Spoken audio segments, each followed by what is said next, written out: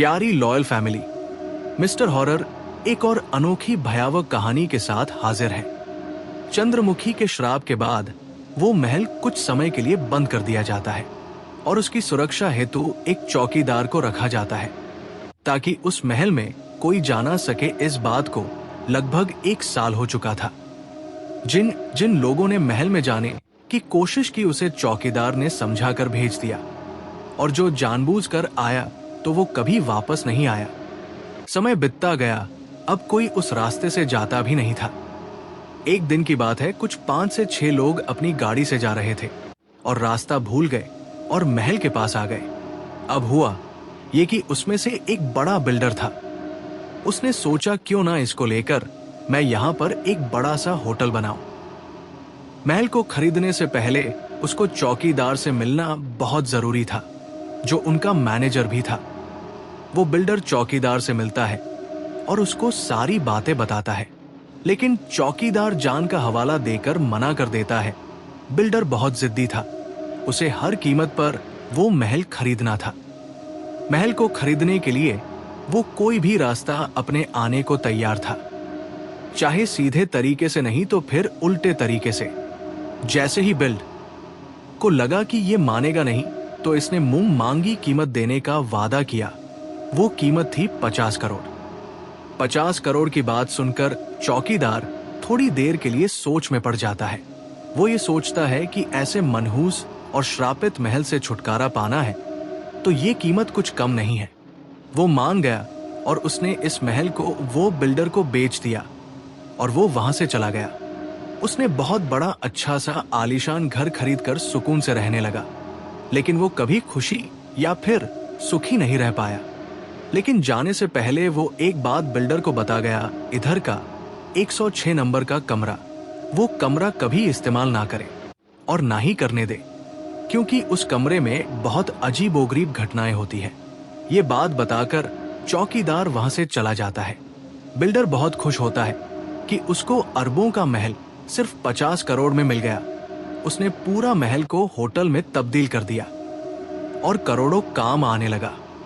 एक दिन की बात है, बिल्डर मनोज सोच रहा था कि ये जो बात चौकीदार बताकर गया है उसमें कितनी सच्चाई है या नहीं। उसका पता लगाने के लिए उसने एक बार रूम नंबर 106 का दरवाजा खोल दिया और सोचा कि मैं आज एक रात रुक कर देखता हूं कि क्या होता है, कि इस बात में कोई सच्चाई है या फिर नहीं।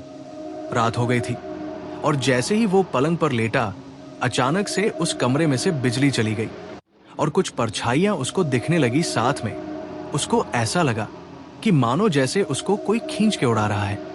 मनोज को लगा ये इसका वहम है और कुछ नहीं। फिर वापस सोने की कोशिश करता है।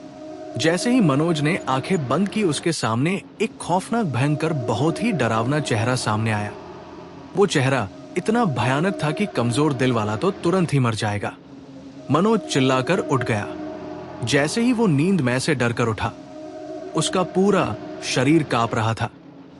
थोड़ी देर मनोज बैठा, अपने आप को संभालने की कोशिश करता है। उसे लगा ये एक सपना है या हकीकत, कोई नहीं जानता। क्या मनोज कमरे से बाहर निकल पाएगा? क्या ये रात मनोज की आखिरी रात होगी? कौन बचाएगा मनोज को? भाग 3, मनोज की कमरे से वापसी। अचानक मनोज एकदम से सोचने लगता है, ये क्या हो रहा है मेरे साथ? मनोज पूरा पसीने से तरबतर था, परेशानी में इधर उधर देख रहा था, कहीं से भी निकलने का रास्ता मिल जाए, लेकिन रास्ता नहीं मिल रहा था। थोड़ी देर मनोज ऐसे ही बैठा रहा। जैसे ही उसके मन को शांति मिली, वापस उसने सोने की कोशिश की, लेकिन वो भयानक, खौफनाक, डरावना सा चेहरा उसका पीछा नहीं छोड़ रहा था। उसके कानों में लगातार आवाज गूंज रही थी, चले जाओ यहां से, चले जाओ यहां से, वरना किसी को भी मैं जिंदा नहीं छोड़ूंगी। मुझे मेरे कातिल की तलाश है। मेरी हत्या जिसने की है, मैं उसे मारना चाहती हूं। जो इस कमरे में आया वो वापस यहां से जिंदा बचकर नहीं जाएगा। मनोज का चेहरा एकदम पीला पड़ गया। सोचने लगा, ये क्या हो रहा है मेरे साथ?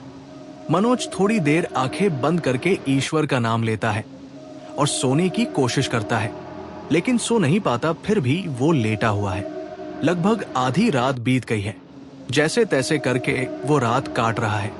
सोच रहा है कि अब मैं सोऊंगा नहीं। अगर मैं सो गया तो वो भयानक चेहरा मुझे नहीं छोड़ेगा। जल्द से जल्द सुबह हो जाए और मैं इस भूतिया कमरे से बाहर निकल जाऊं। सुबह के करीब करीब 6 बज गए हैं और दरवाजा अपने आप खुल जाता है। ये देखकर मनोज ईश्वर का शुक्रिया अदा करता है और सोचता है कि मैं सुरक्षित बाहर निकल गया, और यही सोच रहा है कि जान बची तो लाखों पाए। मनोज ने यह तय किया कि अब भूल कर भी मैं तो और ना ही कोई और कमरा नंबर 106 में गलती से भी नहीं जाएगा और ना ही किसी को जाने देगा।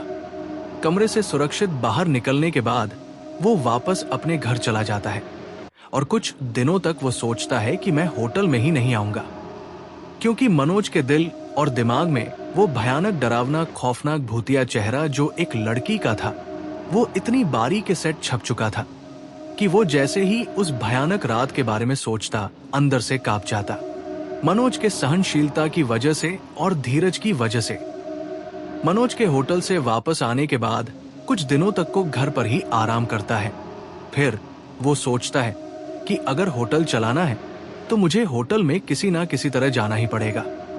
एक काम करता हूँ, होटल की प्रसिद्धि के लिए इस रूम नंबर 106 को बंद ही कर देता हूँ और वहां पर कुछ ऐसा करूंगा कि लगे ही नहीं कि कोई उधर कमरा था। ये सोचकर वापस मनोज होटल में जाता है। रूम नंबर 106 के पास आकर उसको ताला लगा के, थोड़ा बहुत वो तंत्र मंत्र भी जानता था तो जादू टोना करके उस कमरे को बंद कर देता है और वहां पर दीवार जैसा एक सुंदर सा फोटो फ्रेम लगा देता है। अब वो धीरे धीरे अपने काम की ओर बढ़ता है। अगली सुबह कुछ लोग सुबह सुबह इस होटल में रुकने के लिए आते हैं। मनोज इतने सारे लोगों को देखकर एकदम खुश हो जाता है, क्योंकि उसने इतने सारे लोग पहले कभी इस होटल में नहीं देखे थे। तो वो सोचता है कि क्यों ना मैं इन लोगों को होटल में रुकने के लिए डिस्काउंट दे दूं।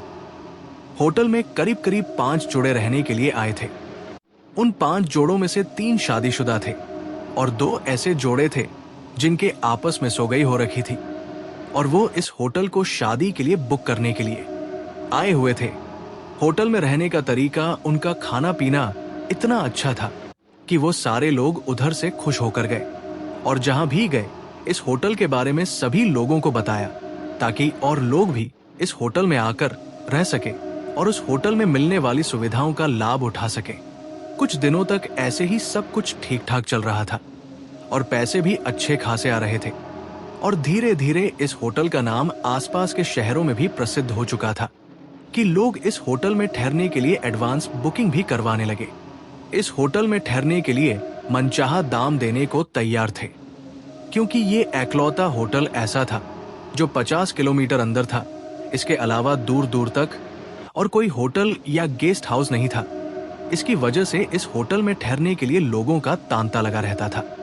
कभी कभी तो होटल इतना हाउसफुल हो जाता था कि कुछ लोगों को तो बाहर से ही मना कर देना पड़ता था। मनोज के पास धीरे धीरे बहुत सारा पैसा इस होटल की वजह से आने लगा। अब रूम नंबर 106 वाली बात उसने किसी को नहीं बताई और होटल के स्टाफ को भी क्लियरली मना कर दिया था कि नहीं बतानी है, चाहे कुछ भी हो जाए। अगर गलती से भी रूम नंबर 106 की बात किसी को पता चली तो उसका ये होटल हमेशा के लिए बंद हो जाएगा। इसलिए इस बात को मनोज ने उधर का उधर ही दबा दिया। होटल अल जजीरा की बात धीरे धीरे अखबारों में भी सुर्खियों में आने लगी और ये बात इसके असली मालिक तक पहुंच गई, जो ये बात जानता था कि ये वाकई में होटल नहीं, एक हवेली है जिसको होटल में बदल दिया गया था। क्या इस हवेली का असली मालिक एक होटल में वापस आएगा या नहीं? क्या ये होटल वापस हवेली बन जाएगी? क्या होटल के लोगों को रूम नंबर 106 का राज कभी पता लग पाएगा या नहीं?